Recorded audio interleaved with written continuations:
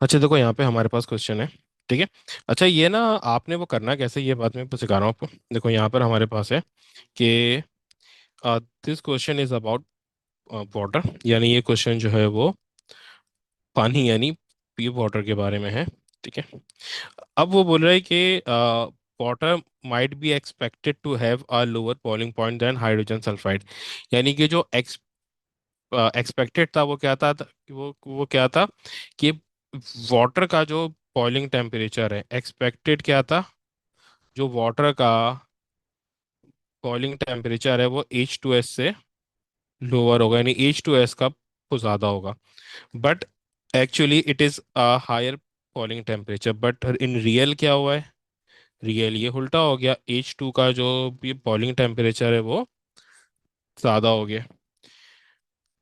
Comment on this statement bye referring to the intermolecular forces in both these substances. A detailed description of how the intermolecular forces arises is not required. ठीक है।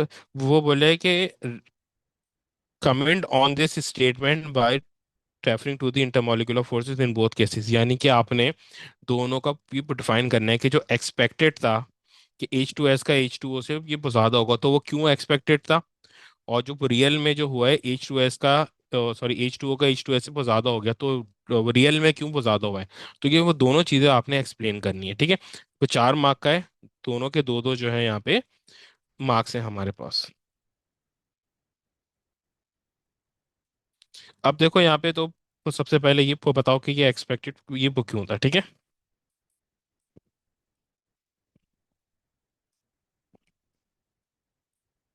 Lower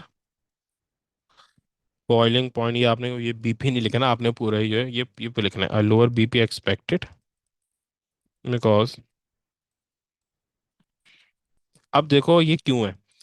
देखो oxygen जो है ना, मेरे पास जो oxygen है, oxygen जो है वो पीरियड 2 में आता है, इसकी वो कन्फिग्रेशन है 2 6। सल्फर पीरियड 3 में आता है और वो कन्फिग्रेशन है 2 8 6। तो देखो सल्फर में इलेक्ट्रॉन्स जो है वो ज्यादा है, देखो हाइड्रोजन तो ये वो दोनों में सेम है ना, हाइड्रोजन तो वो दोनों में सेम है। ठीक है। तो जो डिफरेंस क्रिएट करेगा वो ऑक्सीजन और वो सल्फर जो है ये वो करेगा।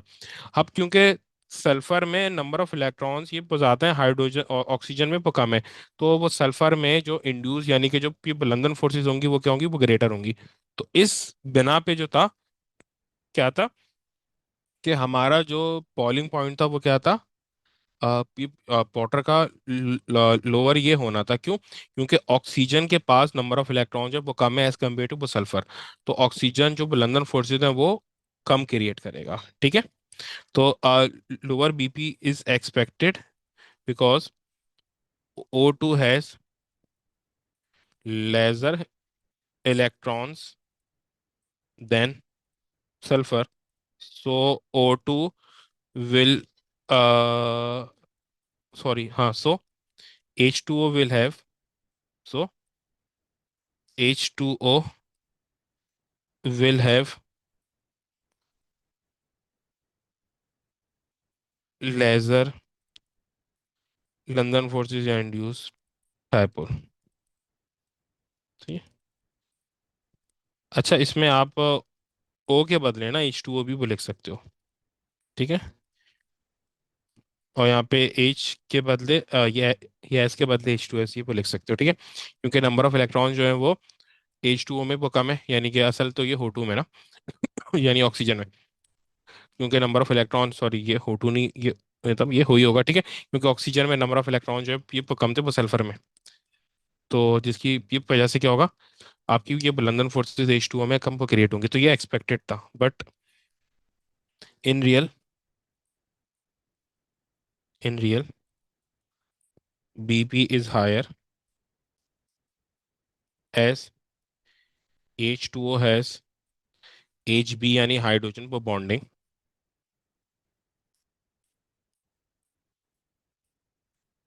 As hydrogen bonding is much stronger, hydrogen bonding is much stronger than London forces या इंड्यूस फॉर डायपोल। ठीक है।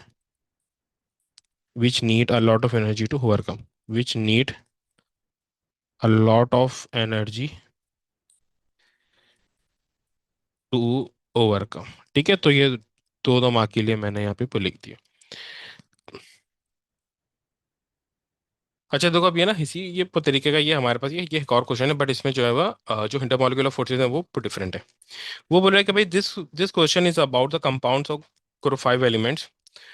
Nitrogen try chloride NCl3 has a boiling temperature of 344 Kelvin, and nitrogen trifluoride has a boiling temperature of 144 Kelvin. Explain this difference in ये boiling ये temperatures by referring to all the intermolecular forces present।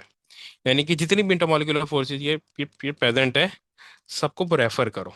अच्छा देखो, अब यहाँ पे दो type की intermolecular forces जो है हमारे पास है। अगर मैं NCl को ये देखो देखो, एक इंटरमोलिकुलर फोर्स हो ये हमेशा होती है, वो होती है इंड्यूस डायपोल, जिसको हम बोलते हैं लंदन फोर्सेस। ठीक है, वो हमेशा होती हैं। ठीक है, एक तो लंदन फोर्सेस है वो हमेशा ये दोनों में होंगी। ठीक है, फिर उसके अलावा पता है क्या है यहाँ पे, अब इन दोनों की जो इलेक्ट्रोनेगेटिविटी है उसमें 0.4 से ज्यादा का डिफरेंस है।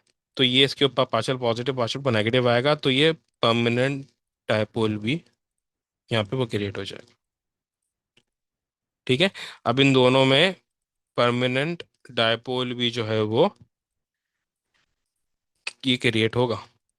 ठीक है, अब देखो मैंने एक बात ये पहले भी समझाई है कि जो लंदन फोर्सेस होती हैं वो होती हैं वीक, लेकिन यानी as compare to permanent people dipole weak होती हैं, लेकिन वो इतनी ज्यादा वो क्वांटिटी में वो क्रिएट होती हैं कि जो उनकी कलेक्टिव स्ट्रेंथ है वो ये परमानेंट डायपोल से बहुत ज्यादा वो हो जाती है। जैसे फर्ज करो, मेरे पास जो परमानेंट पीपल डायपोल है वो उसकी स्ट्रेंथ है 2000, और वो एक ही दफा जो वो क्रिएट हो रही है।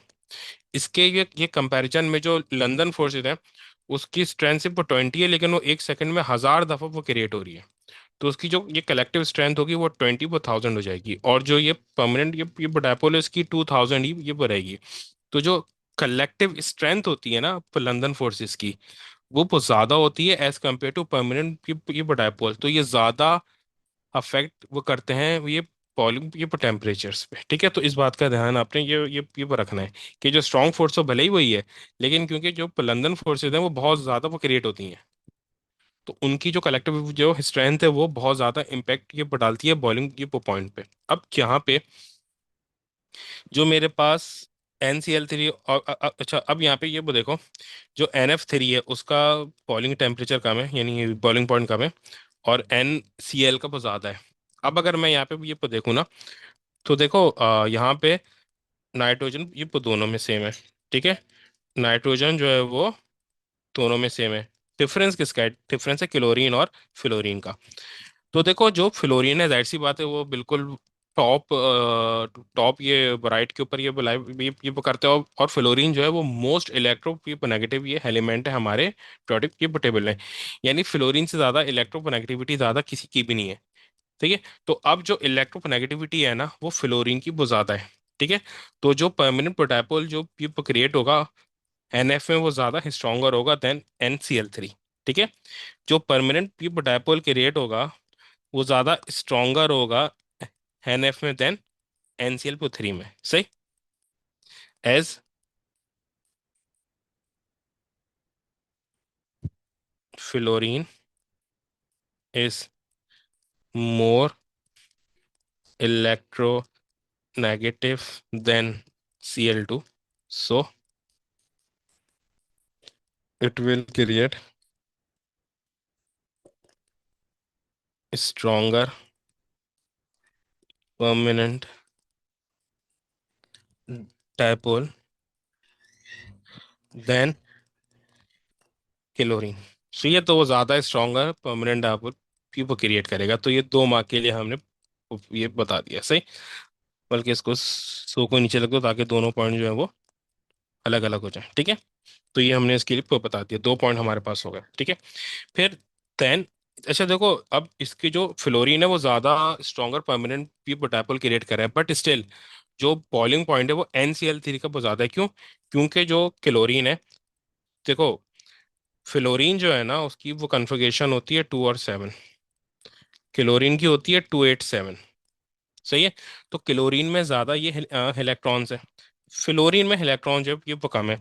तो जो NCl3 यानी जो ये क्लोरीन है NCl ये थ्री में, क्योंकि उसके पास इलेक्ट्रॉन भी बहुत ज्यादा है, तो वो ज्यादा स्ट्रॉन्गर यानी कि ज्यादा ये लंदन फोर्सेस ये क्रिएट करेगा क्लोरीन, क्योंकि उसमें इलेक्ट्रॉन जो है बहुत ज्यादा है। जितने ज्यादा ये इलेक्ट्रॉन यानी जितने ज्यादा शेल्स होते हैं, जितना वो बड़ा साइज होता है, उतने ज्यादा ये इलेक्ट्रॉन्स होते हैं, तो उतनी ही ये बहुत ज्यादा मेरे पास वो लंदन फोर्सेस होती हैं, यानी इंड्यूस जो है वो डायपोल होते हैं। एस Cl या फिर NCl3 has more electrons than fluorine यानी NF3। So NCl3 has greater London forces बोलो या इंड्यूस को डायपोल बोल दो, लंदन फोर्सेस देन NF3। सही है। अब देखो यहाँ पर अब दो चीजें आ गई, एक में लंदन फोर्सेस बहुत ज्यादा है, एक में परमानेंट डायपोल बहुत ज्यादा है, बट अब हमें क्या एक्सप्लेन करना है? देखो ये दो दो मार्क के लिए ये 4 मार्क हो गए, ये 1 मार्क के लिए है, ये सेकंड, ये थर्ड, ये फोर्थ। अब फिफ्थ मार्क के लिए हमें क्या बताना है कि जो लंदन फोर्सेस होती हैं वो मोर सिग्निफिकेंट होती हैं as compare to permanent dipole, so it will need more energy to overcome. As London forces are more significant than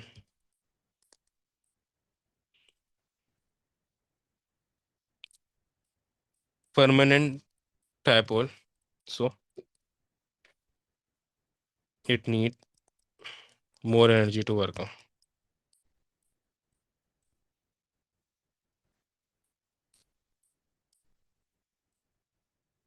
तो ये 5 मार्क्स का आपके पास हो गया। यानी कि आपने दोनों, चूंकि उसने उसने ये बात वो क्वेश्चन में कही थी कि बाय इस पॉइंट को आपने बस ये तो देखना है, explain the difference in boiling temperature by referring to all the intermolecular forces. ये प्रेजेंट, तो आपने दोनों फोर्सेस को एक्सप्लेन किया, देन ये बता भी दिया एंड में के जो लंदन फोर्सेस हैं वो ज़्यादा डोमिनेंट है एज कम्पेयर टू, यानी ज़्यादा सिग्निफिकेंट है as compare to permanent dipole, इसलिए ज़्यादा ये एनर्जी चाहिए होगी उनको ओवरकम करने के लिए से।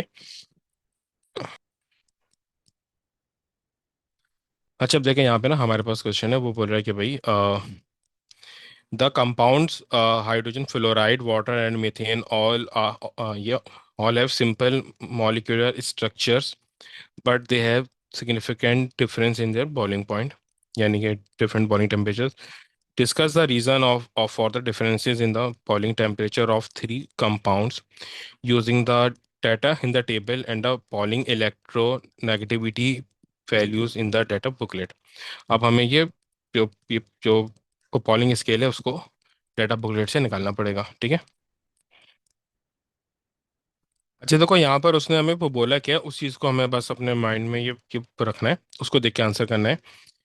डिस्कस द रीजन, ये जो बॉक्स में मैंने क्लोज किया, discuss the reasons for their differences in the boiling temperature of these three compounds using the data in the table and boiling electronegativity values. अच्छा डेटा कौन सा गिवन है? एक है नंबर ऑफ इलेक्ट्रॉन।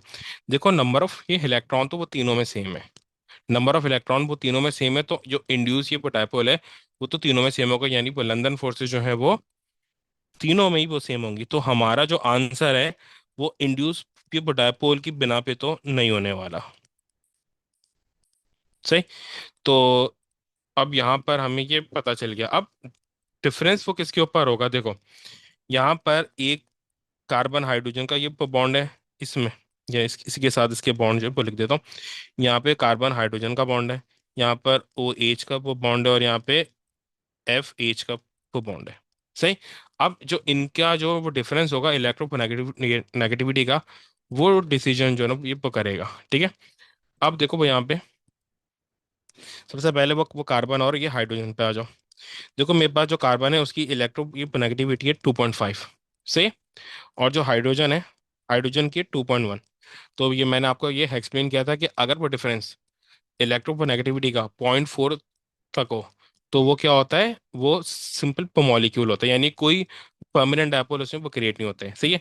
हाइड्रोजन का है, अच्छा, मैंने 0 से लेके 0.4 तक अगर इलेक्ट्रोनेगेटिविटी का ये डिफरेंस हो तो वो प्योर कोवेलेंट होता है। प्योर वो कोवेलेंट का वो मतलब क्या है कि कोई वो पार्शियल चार्जेस वो क्रिएट नहीं होंगे। अगर ये वो डिफरेंस 0.4 से एक्सीड वो कर जाए, ये कहीं ये 0.5 भी वो लिखा होता है, ठीक है। अगर ये उससे एक्सीड वो कर जाए तो फिर जो है ये परमानेंट डायपोल हमारे पास क्रिएट होते हैं। अब यहाँ पे एच की है 2.1 और इसकी है 2.5। तो हम यहाँ पे ये लिख देते हैं कि भाई कार्बन की जो है वो 2.5 है, एच की है 2.1, तो डिफरेंस आ रहा है 0.4 का। तो क्योंकि इसका डिफरेंस ही इलेक्ट्रोनेगेटिविटी का बहुत कम है, तो इसमें सिर्फ और सिर्फ वीक वैन वाल फोर्सेज होंगी, यानी कि वीक जो है वो लंदन फोर्सेज या डिस्पर्जन फोर्सेज भी आप उसको बोल सकते हैं, ठीक है। और ये हुएज और ये एच एफ में भी ये वो देख लो। एच का तो हमें पता है ये 2.1 है, ओ की कितनी है 3.5, और ये फ्लोरीन की देखो सबसे ये ज़्यादा होती है, अभी मैंने एक्सप्लेन किया था ना फ्लोरीन का। फ्लोरीन की कितनी है 4। फिलो फ्लोरीन की ये रही, फ्लोरीन की कितनी है 4, ऑक्सीजन की कितनी है 3.5। तो फ्लोरीन की ऑक्सीजन की 3.5, 2.1, इसकी 4 है, ठीक है। तो आप यहाँ पे अगर ये देखो तो यहाँ पे डिफरेंस आ रहा है 1.4 का, और यहाँ पे आ रहा है 1.19 का डिफरेंस। अब हम इसको वो किस तरीके से लेके जो है ये चलेंगे, देखो सबसे पहले हम ये डिफाइन करेंगे इसको नंबर ऑफ ये इलेक्ट्रॉन को। All the compounds have same number of electron, so they have same London forces, सही है। तो ये हमने इसके लिए एक्सप्लेन कर दिया, ये एक को मार्क हो गया। फिर सेकंड मार्क के लिए हमें क्या बताना है, अब हमें CH4 को और ये H2O और ये HF को जो है वो एक्सप्लेन करना है। अब देखो जो CH4 है उसका जो ये डिफरेंस आ रहा है वो कितने का आ रहा है, CH4 का 0.4 का, यानी जो C और ये H का बॉन्ड है उसका इलेक्ट्रोनेगेटिविटी का डिफरेंस 0.4 का है। तो इसमें जो है वो सिर्फ और सिर्फ क्या होगी, वीक इंटरमॉलिक्यूलर फोर्सेस क्रिएट होंगी, लेकिन पहले मुझे ये डिफाइन भी वो करना है, ठीक है। तो सेकंड मार्क के लिए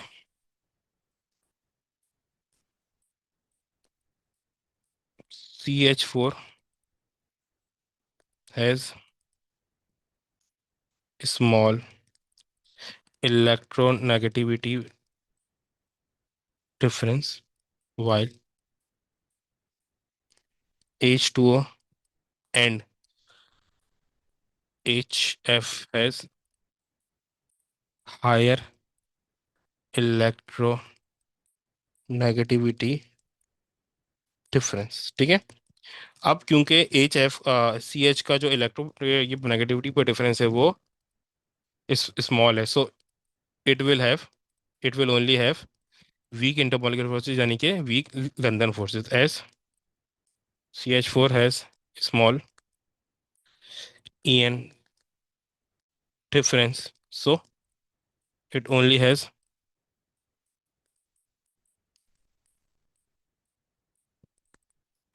वीक लंदन फोर्सेस। तो ये आपने इसके लिए एक्सप्लेन कर दिया, ठीक है। ये 3 मार्क गए। अब आप कंपेयर करोगे H2 और HF को। अच्छा देखो H2 और ये HF में ये नेगेटिविटी का डिफरेंस जो बहुत ज़्यादा है, लेकिन उसके बाद एक और चीज़ भी है।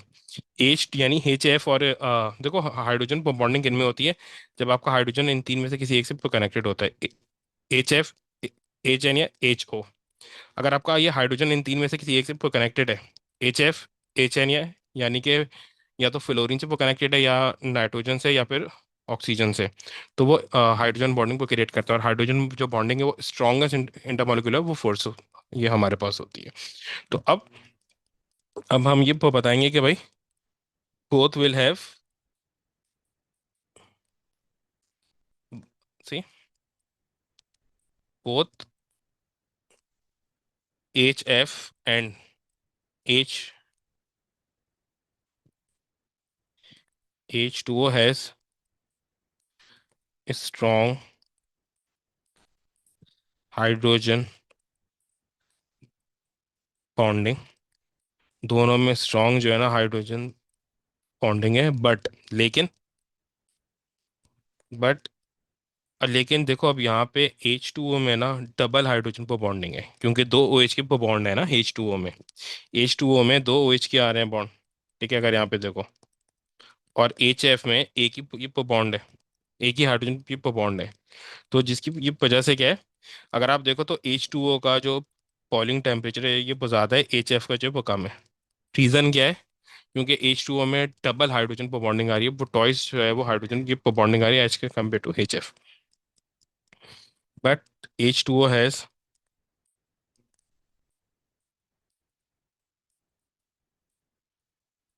twice the hydrogen bonding than HF, so it will need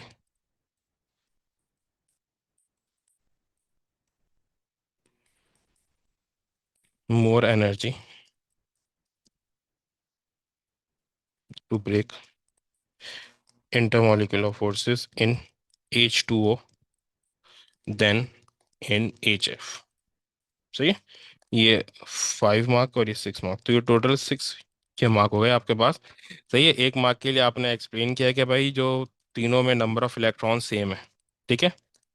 फिर देन सेकंड मार्क के लिए आपने क्या बताया कि जो CH4 है उसमें जो इलेक्ट्रोनेगेटिविटी का डिफरेंस ये कम है, और HF और H2 में बहुत ज़्यादा है, क्योंकि CH4 में इलेक्ट्रोनेगेटिविटी का डिफरेंस ये कम है। तो सो इसमें सिर्फ वीक इंटरमॉलिक्यूलर फोर्स यानी कि वीक ये लंदन फोर्सेज है। बट जो HF है उसमें और H2 में हाइड्रोजन पर बॉन्डिंग है, लेकिन H2O में जो है वो टॉइस है हाइड्रोजन की bonding as compare to HF। So इस वजह से H2O में ज़्यादा ये एनर्जी चाहिए होगी उसको ओवरकम करने के लिए।